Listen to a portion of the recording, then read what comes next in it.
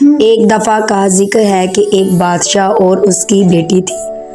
بادشاہ بہت لالچی تھا، وہ زیادہ سے زیادہ دولت چاہتا تھا۔ اس کے پاس جو تھا وہ اس سے مطمئن نہ تھا۔ اس نے ایک دن اللہ تعالیٰ سے سنہری طاقت کی خواہش کی دعا کی۔ آخرکار اس کی دعا قبول ہوئی اور اس کی خواہش پوری کر دی گئی۔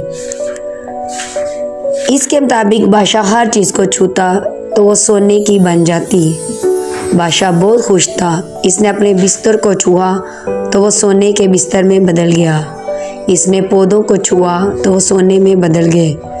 وہ چند گھنٹے خوش رہا۔ اس کا نوکر اس کے لیے دوپہر کا کھانا لے آیا۔ اس نے لذیذ کھانے کو چھوا تو وہ سونا ہو گیا۔ تبھی اس کی اکلوتی بیٹی دوڑتی ہوئی اس کے پاس آئی۔ اس نے اسے بڑے پیار سے چھوا۔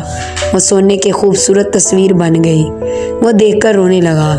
اس نے اللہ سے توبہ کی اور خدا سے اس نعمت کو واپس لینے کی درخواست کی۔ اللہ تعالیٰ نے اس کی دعا قبول کی اور خدا نے اس کی یہ نعمت واپس لے لی۔ بادشاہ بہت خوش تھا کہ اب وہ لالچی نہیں رہا۔ ہمیں اس کہانی سے یہ سبق ملتا ہے، لالچ بہت بری بلا ہے۔